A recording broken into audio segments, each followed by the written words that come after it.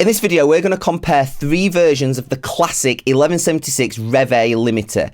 Now, this is a classic compressor for a reason, and one application where it really shines is on lead vocals. So we've got a mix session loaded up, and we've got 3 different versions of the Rev A limiter loaded onto the vocals so that we can compare each one. We'll listen to each one in solo, but the most important thing is how they sound in the mix. No one's ever going to hear the vocals in solo.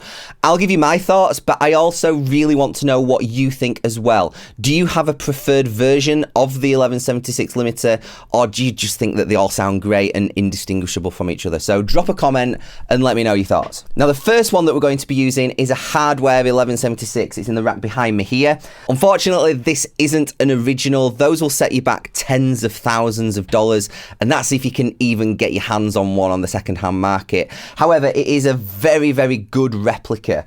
This is made by a company called ProReplicas. They're based in Europe, and they make really, really great clones of classic hardware pieces, such as the 1176s, the LA2As, the Pultecs, and they sound incredible. They're made with top quality components, and they sound pretty much indistinguishable from the classic original units. Bear in mind as well that it's unlikely that 2 original 1176s will sound the same because they're so old. They will have aged differently, and if they've had any repairs, that is also going to factor into the sound as well. And that's something that we have to take into account when comparing the plugin versions as well, because whichever units those plugins have been modeled after will likely sound different to any other hardware version as well. The second one that we're going to compare is the UAD version of the 1176, and then the third one that we're going to throw into the mix is the Slate Digital emulation as well, which you can see here. Now, for the purpose of this comparison, I've done my absolute best to match the gain reduction of the 3 units as closely as possible,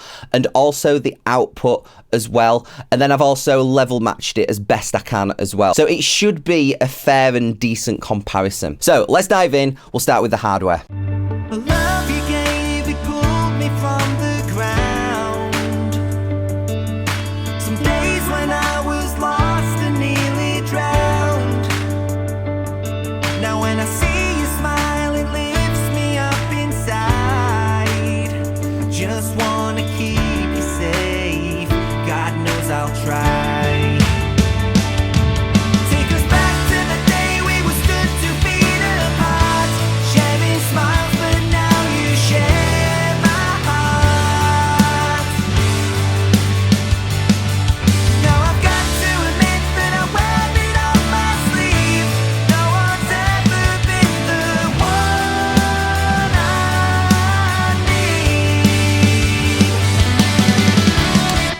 Okay, let's take a listen to that one in solo. Just play a little section of that. Now when I see you smile, it lifts me up inside.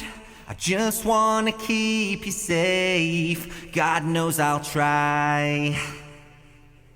Take us back to the day we were stood 2 feet apart, sharing smiles, but now you share my heart.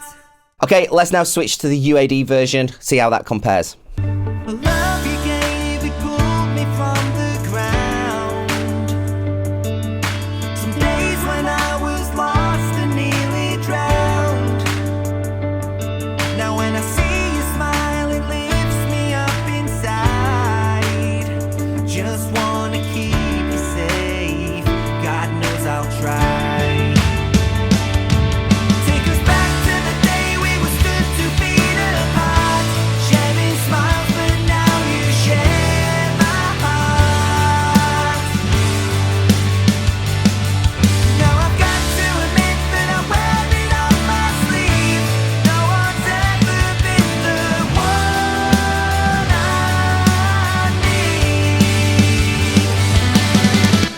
Okay, we'll listen to a small section of that in solo. Now when I see you smile, it lifts me up inside.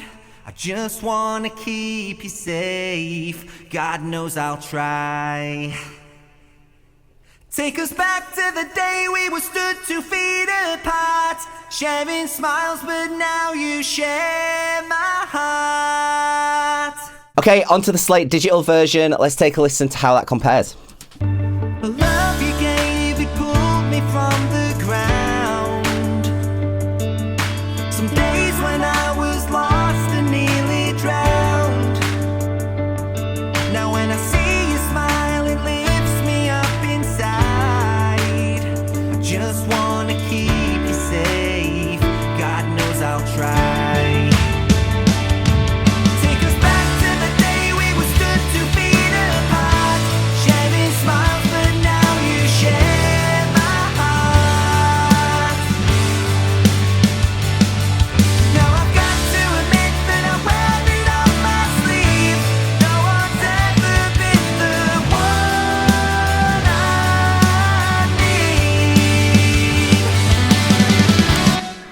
Okay, let's listen to a bit of that in solo. Now when I see you smile, it lifts me up inside.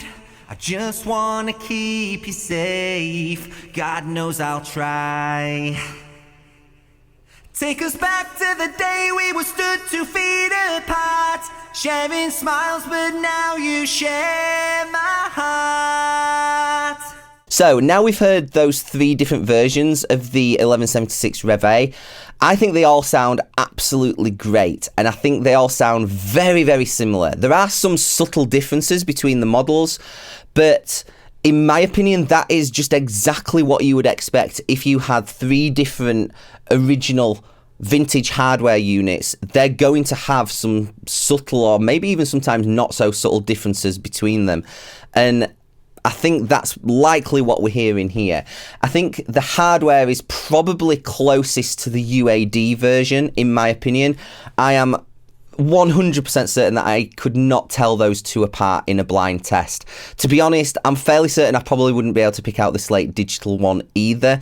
However, to my ears, the Slate model has a slightly thicker low end, a slightly thicker low mids, whereas the hardware and the UAD potentially not thinner in the lower mids, but maybe have a bit more of an upper mid bump, which I really, really like that on lead vocals. That's the reason that I love this hardware unit so much. And it's also the main reason that I'm so impressed with the UAD version, because they match so closely. The Slate one still sounds absolutely fantastic. I just feel like it's maybe slightly warmer in the low mids than the other 2. But ultimately, would it really matter if you used any one of these on a mix to get a great sound? Absolutely not. I would love to know what your thoughts are though. Did you have a preferred one of those 3 versions? Did you think some of them sounded similar, or was there something about one of them that you just preferred a little bit more? Drop a comment and let me know. Now, if you're a songwriter, then the chances are you've got a million song ideas floating around your head, and one problem that you don't have is a lack of inspiration. Most songwriters that I speak to and work with on a daily or a weekly basis have ideas literally just flooding out of them. The problem is what to actually do with those ideas and how to keep track of them so that you don't forget them, or even worse, lose them forever. If you're like most songwriters, you probably have a million song ideas hummed into the voice notes app on your phone, and then chances are that most of them just get buried deeper and deeper into that app, only to get forgotten. Or worse, you change your phone and you lose them all. How many great songs have gone to waste or have just been completely forgotten about because of this problem? Well, I've come up with a solution that anybody can use on any device, anywhere you are. It's called the Songwriters Project Organiser, and it's completely free to use. With the Songwriters Project Organiser, you can keep track of every single song idea, no matter what stage it's at. So whether it's just a simple hook that you've got, or a melody, or some lyrics, or whether it's a full demo that you've got, or maybe you've got a song that's fully recorded, fully tracked, and is ready to be mixed or mastered. You can keep track of every single song idea. You can see everything right in front of you on your smartphone or on your laptop, and you can access it absolutely anywhere. And the best thing is, you can share this project organizer with anybody that you choose, which makes collaboration an absolute breeze. So maybe you're collaborating with another artist, you've got another artist featuring on your songs, maybe you're working with a producer on an album, maybe you're working with a mix or a mastering engineer. You can give them access to your project organizer, and you can all edit it, and you can add your contributions. You can add links to Dropbox or Google Drive so that anybody can access files anywhere, or you can either add attachments directly to the project organizer. So if you like what I'm talking about here, there is a link in the description below for you to grab the project organizer. It's completely free. You will never ever forget or lose a great song idea again, and it will also make working with other people an absolute breeze. So go ahead, click the link in the description below, go grab the project organizer, start using it.